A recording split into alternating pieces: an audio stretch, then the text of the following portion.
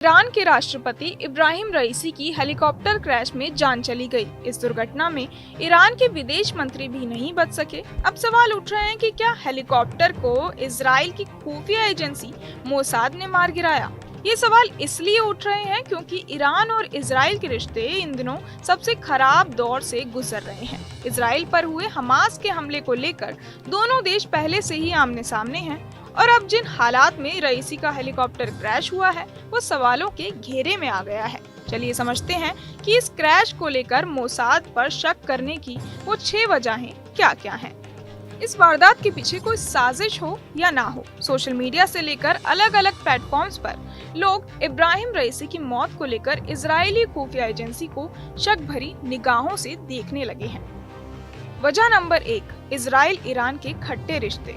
Social media platform x पर कई post को देखने पर नई बात सामने आई जिनमें रईसी के हेलीकॉप्टर क्रैश को लेकर सवाल उठाए जाने लगे हैं। दावा किया जा रहा है कि प्रेसिडेंट के हेलीकॉप्टर को स्पेस लेजर तकनीक के सहारे जमींदोज कर दिया गया।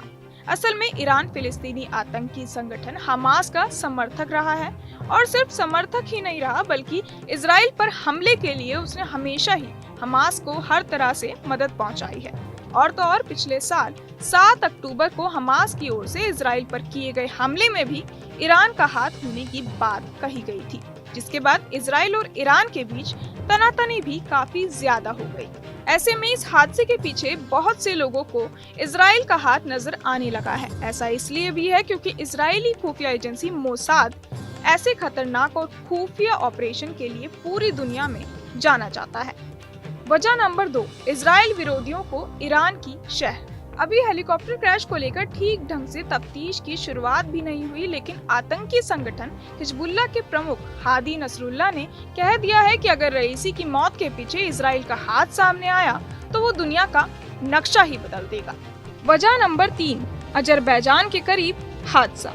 हादसे वाली जगह यानी अरासबरान के जंगलों में फैले कोहरे को लेकर भी सवाल उठने लगे हैं। कुछ लोगों ने सवाल किया है कि ये मौसम वहां कुदरती तौर पर था या फिर हादसे के लिए जानबूझकर ऐसा मौसम बनाया गया। हेलीकॉप्टर क्रैश को लेकर सवाल इसलिए भी गहरा गया है क्योंकि हादसे वाली जगह अजरबैजान के करीब है और इत्तेफाक से अजरबैजान के इजराइल के साथ अच्छे रिश्ते हैं। वजह नंबर 4, ईरान को टारगेट करता रहा इजराइल। ज्यादातर एक्सपर्ट्स का मानना है कि इस हादसे के पीछे इजराइल का हाथ होने की आशंका ना के बराबर है, क्योंकि ऐसा कुछ करने का मतलब इजराइल का सीधे ईरान के खिलाफ जंग का ऐलान करना होगा और इजराइल ऐसा नहीं चाहेगा। एक्सपर्ट्स बताते हैं कि इजराइल ईरान में मिलिट्री और न्यूक्लियर साइट्स को टारगेट पर लेने की कोशिश करता रहा है, लेकिन हाई प्रोफाइल लोगों, राजनीतिक शख्सियतों को वो सीधा निशाना बनाने से बचता है। वजह नंबर 5, 3 में से राष्ट्रपति का हेलीकॉप्टर ही क्यों। ईरान के राष्ट्रपति रईसी के साथ 2 और हेलीकॉप्टर भी अजरबैजान की तरफ गए थे। ऐसे में सवाल ये है कि बाकी के 2 हेलीकॉप्टर उसी रूट से सही सलामत कैसे लौट आए और आखिर क्यों प्रेसिडेंट का हेलीकॉप्टर ही हादसे का शिकार हो गया। वजह नंबर 6, इजराइल की अप्रैल वाली एयर स्ट्राइक।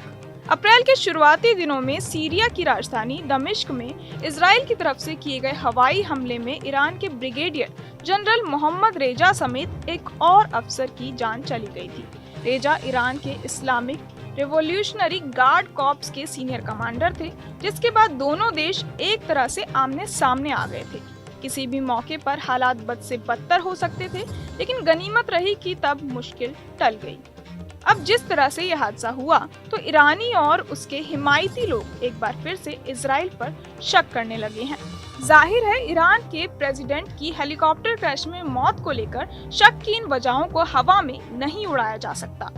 हालांकि ये भी सही है कि बगैर किसी सबूत के इजराइल को घेरना भी नामुमकिन है। जब तक जांच में किसी साजिश की बात पूरी तरह से खारिज नहीं हो जाती है, तब तक कुछ दिनों तक तो ये हालात ऐसे ही बने रहेंगे। राष्ट्रपति इब्राहिम रईसी की 19 मई को हेलीकॉप्टर क्रैश में मौत हो गई है। रईसी की मौत को लेकर कई दावे किए जा रहे हैं। कोई साजिश के तहत उनकी मौत की ओर इशारा कर रहा है तो कोई हादसे का शिकार होने के चलते उनकी मौत की बात कह रहे हैं। खैर, ये तो जांच के बाद ही सामने आएगा कि रईसी की मौत का आखिर सच क्या है।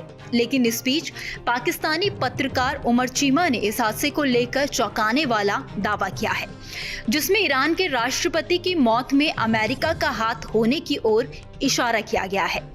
मीडिया रिपोर्ट्स के मुताबिक पाकिस्तान के फेमस पत्रकार उमर चीमा ने रईसी की मौत पर अपनी थ्योरी दी है, जिसमें अमेरिका की तरफ इशारा किया गया है। पाकिस्तानी पत्रकार उमर चीमा का मानना है कि रईसी की मौत का जिम्मेदार कहीं न कहीं अमेरिका भी है, क्योंकि जिस हेलीकॉप्टर बेल 212 में इब्राहिम रईसी सवार थे वह अमेरिकी था। उमर चीमा ने कहा कि हेलीकॉप्टर तो अमेरिकी था, लेकिन अमेरिका इस हेलीकॉप्टर की मरम्मत नहीं कर रहा था।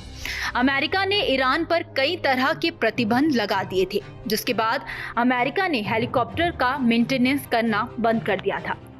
रिपोर्ट्स के मुताबिक उमर चीमा ने बताया कि जिस हेलीकॉप्टर से रईसी यात्रा कर रहे थे, अमेरिका के मुताबिक वह खराब मौसम में चलने लायक नहीं था।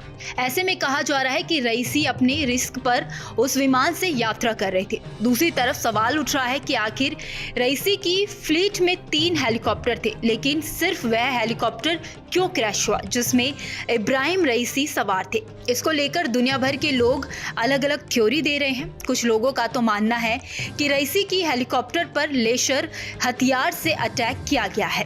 पाकिस्तानी पत्रकार ने आगे बताया कि इब्राहिम रईसी पर कई तरह के आरोप भी हैं। ईरान में खासतौर पर लेफ्ट और राइट विंग है। रईसी पर 5000 लोगों को एक साथ फांसी दिलवाने का भी आरोप है। ऐसे में रईसी की मौत के पीछे लेफ्ट विंग का भी हाथ हो सकता है, क्योंकि रईसी की सत्ता में आने के बाद देश में राइट विंग काफी मजबूत स्थिति में था। ईरान के सुप्रीम लीडर अयतुल्ला अली खामेनेई के रईसी काफी करीबी भी माने जाते थे।